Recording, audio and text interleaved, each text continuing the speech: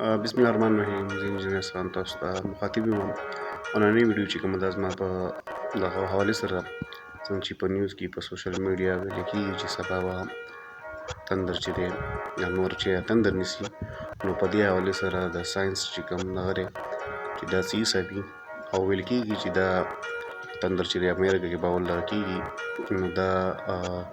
8 بجې په هغه حساب باندې د پاکستان په حساب باندې صحیح به نیسي او سبا سهار به چې پاکستان کې په 9 بجې به چې دی دا تندر چې په تندر نیسلی او ویل کېږي چې 1 بجې پورې به تاسو په نیوز باندې هم کتلی. نو دا سره شیر کوم چې یاره دا نور چې تندر څنګه نیسي د ساینس په حوالې سره څو خبرې شیر کوم او کله سپوږمۍ تندر څنګه نیسي. راځئ ویډیو را سره پوره وګورئ. مونږ چې په کومه سیاره پاتې کیږو هغې ته مونږه ځمکه ویو یعنې ارت، او سپوږمۍ چې ده دې ته قدرتي سیټلایټ ویلی شي. دا ګرچاپیره چورلي د ځمکې نه،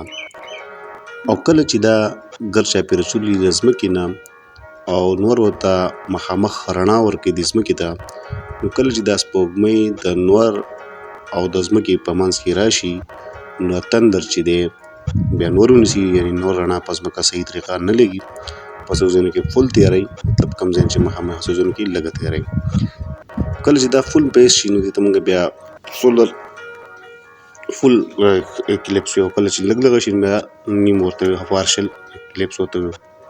دا اوس فرض که د نور سپوږمۍ ته مخامخ شو نو بیا موږ سره فل ډارک شي ځمکه، په کم ځایونو چې دا سوری جو د نور د سپوږمۍ جو هغه ځای تیاری،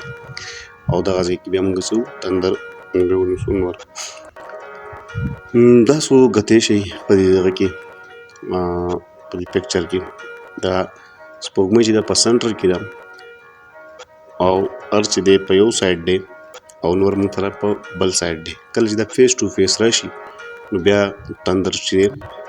نور تندر ونیسي، او په داسې کیسز کې بیا موږ لا چشمې اچول ضروري پکاري، ځکه نظر خرابېدی هم شي، او سپیشلی کم پریګنټس دغه چې کومې فیمیلز د هغو لپاره هم ډېر احتیاط ضرورت وي. بیا موږ سره راځي بل دغه څه ورته وایي داسې نور چې تندر نیسي، بیا موږ سره کله نه کله سپوږمۍ چې ده دا هم دغه نیسي تندر. نو هغه داسې چلي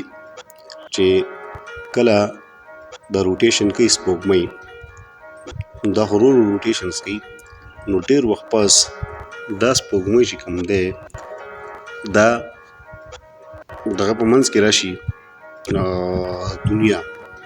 نو بیا موږ سره د څه حسابي چې کله دنیا په منځ کې راله، نو مطلب په ځمکه خو رڼا شوه، خو سپوږمۍ ته تیاره شوه. دا په سیده لاین کې درې وړ راشي، نو سپوږمۍ چې کله د دنیا دا تیاره راشي نو بیا دا سپوږمۍ ته سره ښکاري، او دغې ته موږ ویو تندر چې دی سپوږمۍ ونیسله. دغه خبرې چې لکه فرض که سپوږمۍ په منځ کې راله د ځمکې او د نورو، د ساینس مطابق چې دی هغوی ځمکه او سپوږمۍ چورلي نور فکس دی. نو کله چې سپوږمۍ چورلي او دا د دغه دواړو په منځ کې راله د ځمکې او د نور تندر چې دی نور تندر ونیسو، بیا په ځمکه باندې تیاری، او کله چې ځمکه په منځ کې راله سپوږمۍ ته بیا سوری شو، نو بیا سپوږمۍ چې ده تندر ونیسي. د ویډیو کتلو مننه. ویډیو سره لایک کړئ، شیر یې کړئ.